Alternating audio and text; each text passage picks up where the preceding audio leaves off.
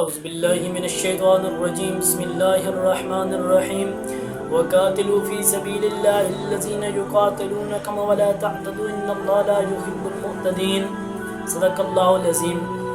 وقاتلوا فی سبیل اللہ الذین یقاتلونکم، اللہ نے قرآن مقدس کے اندر فرمایا کہ جو لوگ آپ کے ساتھ لڑ رہے ہیں، اے مسلمانوں جو آپ کے ساتھ جنگ کر رہے ہیں، تم بھی ان کے ساتھ جنگ کرو۔ یقاتلونکم، تم بھی ان کا قتل کرو، تم بھی ان کے ساتھ لڑو۔ یعنی اللہ کا قرآن جہاد کی تعلیم و تربیت دے رہا ہے اور جہاد کا واضح حکم اللہ کا قرآن فرما رہا ہے۔ آج ہم نے جہاد کو چھوڑا، جہاد کو مسجد اور مدرسہ سے نکالا تو آج کا مسلمان ذلیل ہو گیا۔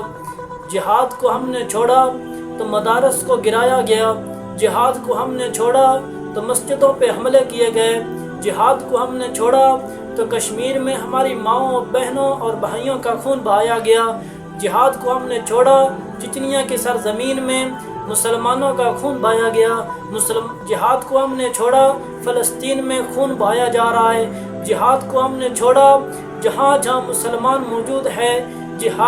جہاد کو جب ہم نے چھوڑ دیا تو وہاں جہاں بھی مسلمان موجود ہے وہاں مسلمانوں کے اوپر ظلم کیا جا رہا ہے، مسلمانوں کا خون بہایا جا رہا ہے، اور ہمارے لوگ، ہمارے حکمران، یہ ظالم حکمران، بزدل حکمران جن کے دلوں میں ایمان کی ردی بھی نہیں ہے، وہ کہتے ہیں آپ جہاد کا اعلان نہیں کر سکتے، وہ کہتے ہیں آپ جہاد کا بیان نہیں کر سکتے، وہ کہتے ہیں آپ جہاد کا بیان نہیں کر سکتے، وہ کہتے ہیں آپ لوگوں کو جہاد کی دعوت نہیں دے سکتے، لوگوں کو جہاد کی تعلیم و تربیت نہیں دے سکتے، لوگوں کو جہاد کی تربیت نہیں دے سکتے، لوگوں کو جہاد کے لیے تیار نہیں کر سکتے۔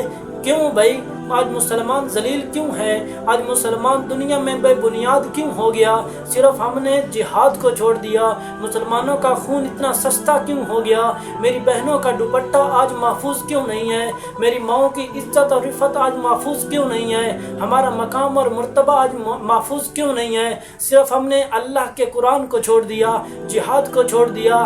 اللہ نے حکم فرمایا تھا وَقَاتِلُوا فِي سَبِيلِ اللَّهِ الَّذِينَ يُقَاتِلُونَكُمْ وَلَا تعتدوا ان اللہ لا يحب المعتدین، جو آپ کے خلاف جہاد، جو آپ کے خلاف لڑیں، جو مسلمانوں کو تنگ کریں، جو مسلمانوں کا خون بہائیں، جو مسلمانوں کے خلاف جنگ کریں، اے مسلمانوں یقاتلونکم، تم بھی ان کے ساتھ لڑو، تم بھی ان کا خون بہاؤ۔ آج مسلمانوں کو کیا ہو گیا؟ جو جہاد کی بات کرتا ہے اس کے اوپر پابندی لگا دی جاتی ہے، جو جہاد کا عمل کرتا ہے، جو جہاد کی آواز اٹھاتا ہے اس کو جیل میں ڈال دیا جاتا ہے، اس کو دہشت گرد تسلیم کر لیا جاتا ہے، بلکہ اس کو دہشت گرد ڈکلیئر کر کے اس کے سر کی قیمت امریکہ لگاتا ہے۔ کیوں بھائی؟ مسلمان اتنا بے بنیاد کیوں ہو گیا؟ مسلمان اتنا ذلیل کیوں ہو گیا؟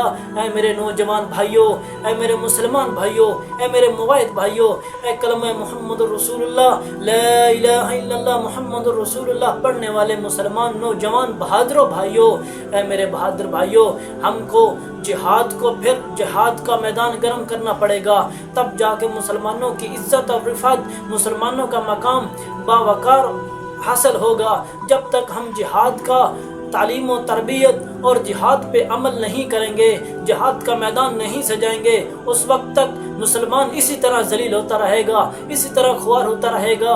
آج ہم نے قرآن کو چھوڑا، جہاد کے راستے کو چھوڑا، اس لیے آج مسلمان ذلیل ہو گیا، تباہ و برباد ہو گیا، اس کی کوئی مقام نہیں ہے، اس کے کوئی بات نہیں سنتا، اس کو تو کوئی اس کا منہ نہیں لگاتا ابھی۔ کیوں بھائی؟ کیونکہ ہم نے جہاد کو چھوڑ دیا۔ ہم نے اللہ کے راہ میں نکلنے کے لیے ہم اپنے آپ کو تیار نہیں کر پاتے، ہم دوسروں کو کیا دعوت دیں گے؟ اس لیے یہ لمحہ فکریہ ہے کہ اس دور میں ہم کو جہاد کا میدان سجانا پڑے گا، لوگوں کو دعوت دینی پڑے گی۔